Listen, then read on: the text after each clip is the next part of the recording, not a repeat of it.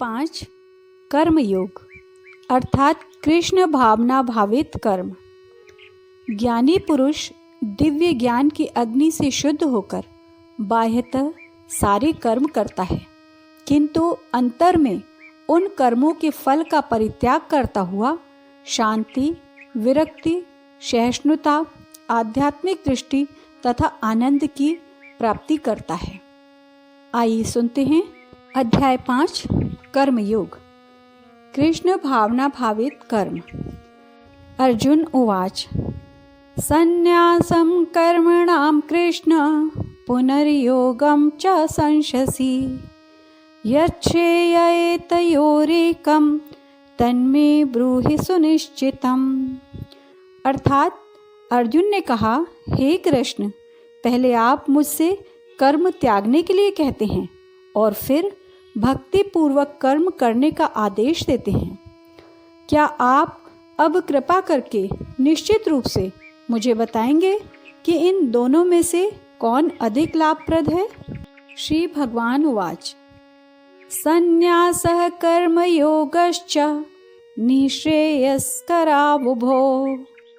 तयोस्तु कर्म संन्यासात् कर्मयोगो विशिष्यते। अर्थात श्री भगवान ने उत्तर दिया, मुक्ति के लिए तो कर्म का परित्याग तथा भक्ति में कर्मयोग दोनों ही उत्तम हैं, किंतु इन दोनों में से कर्म के परित्याग से भक्ति युक्त कर्म श्रेष्ठ है। ज्ञेयः स नित्य सन्यासी यो न द्वेष्टि न कांक्षति निर्द्वंद्वो हि महाबाहो सुखम बंधात् प्रमुच्यते। अर्थात जो पुरुष न तो कर्म फलों से घृणा करता है और न कर्म फल की इच्छा करता है, वह नित्य सन्यासी जाना जाता है। हे महाबाहु अर्जुन, ऐसा मनुष्य समस्त द्वंद्वों से रहित होकर भव बंधन को पार कर पूर्णतया मुक्त हो जाता है। सांख्य योगो पृथक बाला प्रवदन्ति न पंडिताः एकमप्यास्थितः सम्य गुभ्योर्विन्दते फलम्।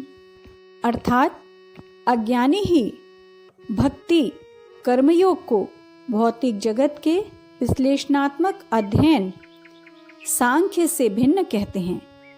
जो वस्तुतः ज्ञानी हैं वे कहते हैं कि जो इनमें से किसी एक मार्ग का भली भांति अनुसरण करता है वह दोनों के फल प्राप्त कर लेता है। यत् सांख्ये प्राप्यते स्थानं तद योगे अपि गम्यते एकं सांख्यं च योगं च यः पश्यति स पश्यति। अर्थात जो यह जानता है कि विश्लेषणात्मक अध्ययन सांख्य द्वारा प्राप्य स्थान भक्ति द्वारा भी प्राप्त किया जा सकता है, और इस तरह जो सांख्य योग तथा भक्ति योग को एक समान देखता है वही वस्तुओं को यथारूप में देखता है। संन्यासस्तु महाबाहो दुःखमाप्तुम योगतः योगयुक्तो मुनिर्ब्रह्मा न चिरेणाधिगच्छति।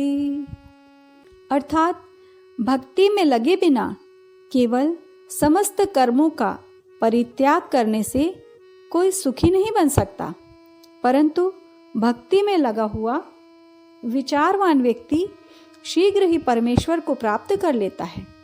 योग युक्तो विशुद्धात्मा विजितात्मा जितेन्द्रियः सर्वभूतात्म भूतात्मा कुर्वन्नपि न लिप्यते। अर्थात जो भक्ति भाव से कर्म करता है, जो विशुद्ध आत्मा है और अपने मन तथा इंद्रियों को वश में रखता है, वह सबों को प्रिय होता है और सभी लोग उसे प्रिय होते हैं।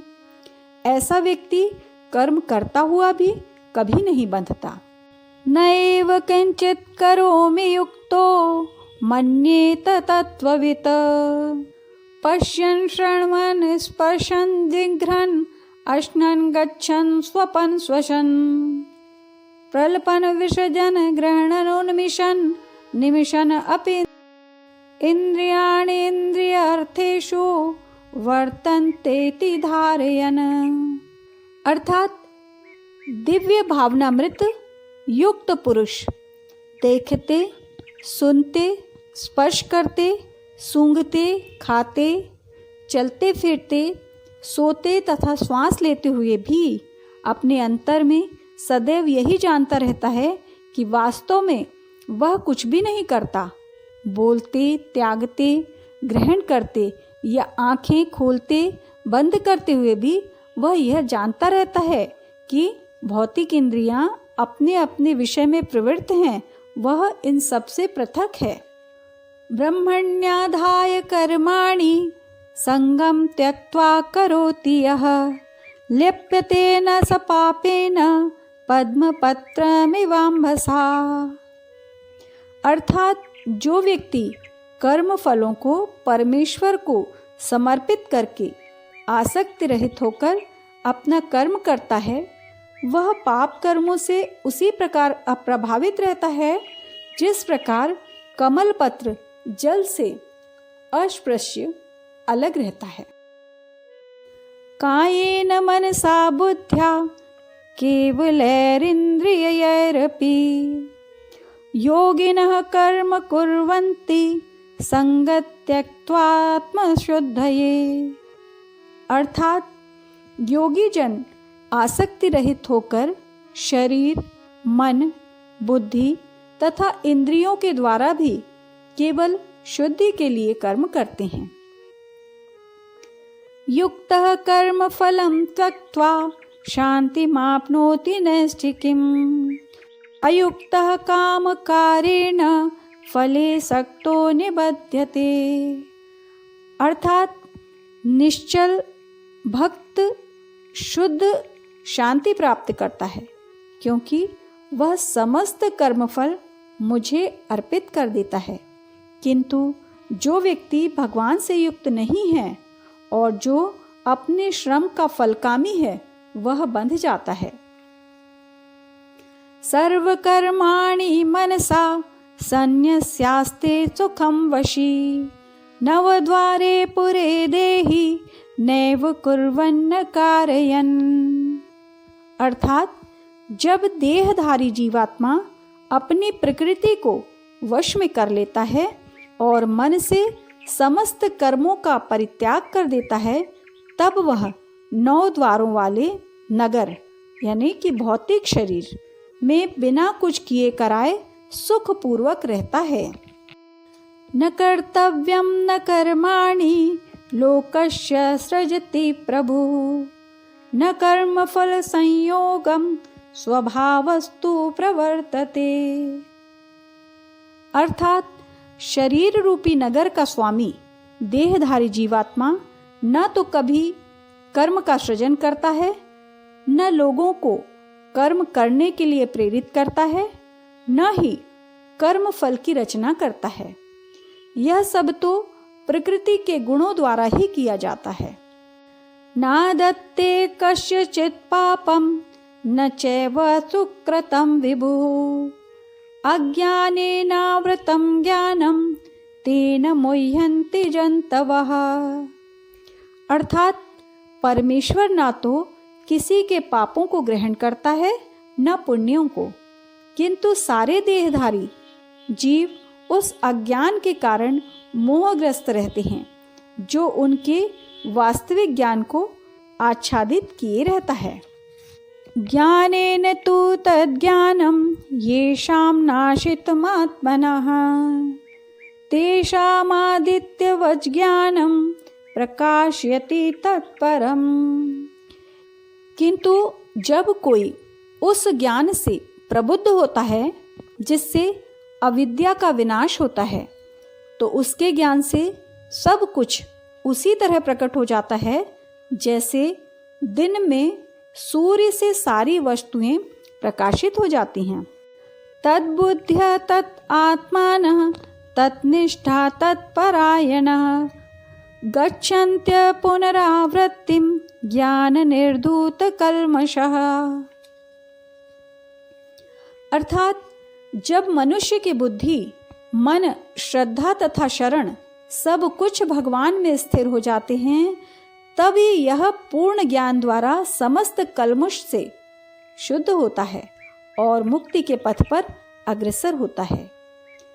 विद्या विनय संपन्ने ब्राह्मणे गविहस्तिनि शुनि चैव स्वपाके च पंडिता समदर्शिनः। अर्थात विनम्र साधु पुरुष अपने वास्तविक ज्ञान के कारण एक विद्वान तथा विनीत ब्राह्मण गाय, हाथी, कुत्ता तथा चंडाल को समान दृष्टि से समभाव से देखते हैं। इहैव तैर्जितः सर्गो येषां साम्ये स्थितं मनः निर्दोषं हि समं ब्रह्म तस्मात् ब्रह्मणि ते स्थिताः। अर्थात जिनके मन एकत्व तथा समता में स्थित हैं, उन्होंने जन्म तथा मृत्यु के बंधनों को पहले ही जीत लिया है। वे ब्रह्म के समान निर्दोष हैं और सदा ब्रह्म में ही स्थित रहते हैं। न प्रहस्येत प्रियं प्राप्य नो द्विजेत प्राप्य चाप्रियम् स्थिर बुद्धिर सम्मूढ़ो ब्रह्मविद ब्राह्मणे स्थितः। अर्थात जो न तो प्रिय वस्तु को पाकर हर्षित होता है और न अप्रिय को पाकर विचलित होता है, जो स्थिर बुद्धि है, जो मोह रहित है और भगवत विद्या को जानने वाला है, वह पहले से ही ब्रह्म में स्थित रहता है। बाह्य स्पर्शे स्वशक्तात्मा विन्द्यात्मात्मनि यत् सुखम् स ब्रह्म योग युक्तात्मा सुखमक्षयमश्नुते। अर्थात ऐसा मुक्त पुरुष भौतिक इंद्रिय सुख की ओर आकृष्ट नहीं होता, अपितु सदैव समाधि में रहकर अपने अंतर में आनंद का अनुभव करता है। इस प्रकार स्वरूप सिद्ध व्यक्ति परब्रह्म में एकाग्र चित्त होने के कारण असीम सुख भोगता है। ये ही संस्पर्शजा भोगा दुख योनः एव ते आद्यन्तवन्तः कौन्तेय न तेषु रमते बुधः। अर्थात बुद्धिमान मनुष्य दुख के कारणों में भाग नहीं लेता, जो कि भौतिक इंद्रियों के संसर्ग से उत्पन्न होते हैं। हे कुंती पुत्र, ऐसे भोगों का आदि तथा अंत होता है, अतः चतुर व्यक्ति उसमें आनंद नहीं लेता। शक्नोति एव यः सोढुं प्राक् शरीर विमोक्षणात् काम क्रोधोद्भवं वेगं स युक्तः स सुखी नरः। अर्थात यदि इस शरीर को त्यागने के पूर्व कोई मनुष्य इंद्रियों के वेगों को सहन करने तथा इच्छा एवं क्रोध के वेग को रोकने में समर्थ होता है, तो वह इस संसार में सुखी रह सकता है। यह अंतः सुख अंतरामः तथा अंत ज्योति एव यः स योगी ब्रह्म निर्वाणम ब्रह्मभूतोऽधिगच्छति। अर्थात जो अंतःकरण में सुख का अनुभव करता है, जो कर्मठ है और अंतःकरण में ही रमण करता है तथा जिसका लक्ष्य अंतर्मुखी होता है, वह सचमुच पूर्ण योगी है। वह परब्रह्म में मुक्ति पाता है और अंततो गत्वा ब्रह्म को प्राप्त होता है। लभन्ते ब्रह्म निर्वाण मृषयः क्षीण कल्मषाः छिन्न द्वैधायतात्मानः सर्वभूत हिते रतः। अर्थात जो लोग संशय से उत्पन्न होने वाले द्वैत से परे हैं, जिनके मन आत्म साक्षात्कार में रत हैं, जो समस्त जीवों के कल्याण कार्य करने में सदैव व्यस्त रहते हैं और जो समस्त पापों से रहित हैं, वे ब्रह्म निर्वाण मुक्ति को प्राप्त होते हैं। काम क्रोध विमुक्तानां यतीनां यत चेतसाम् अभितो ब्रह्म निर्वाणं वर्तते विदितात्मनाम्। अर्थात जो क्रोध तथा समस्त भौतिक इच्छाओं से रहित हैं, जो स्वरूप सिद्ध आत्मसंयमी और संसिद्धि के लिए निरंतर प्रयासरत करते रहते हैं, उनकी मुक्ति निकट भविष्य में सुनिश्चित है। स्पर्शान कृत्वा बहिर्बाह्यान् चक्षु च एव अंतरे भ्रुवोः प्राणापानो समो कृत्वा नासाभ्यन्तरचारिणो यतेन्द्रियमनोर्बुद्धिर्मुनिर्मोक्षपरायणः विगतेक्षया भयाक्रोधो यः सदा मुक्त एव सः। अर्थात समस्त इंद्रिय विषयों को बाहर करके, दृष्टि को भवों के मध्य में केंद्रित करके, प्राण तथा अपान वायु को नथुनों के बीच रोककर और इस तरह मन, इंद्रियों तथा बुद्धि को वश में करके जो मोक्ष को लक्ष्य बनाता है, वह योगी इच्छा, भय तथा क्रोध से रहित हो जाता है। जो निरंतर इस अवस्था में रहता है, वह अवश्य ही मुक्त होता है। भोक्तारं यज्ञ तपसां सर्वलोक महेश्वरं सुहृदं सर्वभूतानां ज्ञात्वा मां शान्तिमृच्छति। अर्थात मुझे समस्त यज्ञों तथा तपस्याओं का परम भोक्ता, समस्त लोकों तथा देवताओं का परमेश्वर एवं समस्त जीवों का उपकारी एवं हितैषी जानकर मेरे भावनामृत से पूर्ण पुरुष भौतिक दुखों से शांति लाभ करता है। इस प्रकार श्रीमद् भागवत गीता के 5वां अध्याय कर्मयोग कृष्ण भावना भावित कर्म पूर्ण हुआ। अगले एपिसोड में अध्याय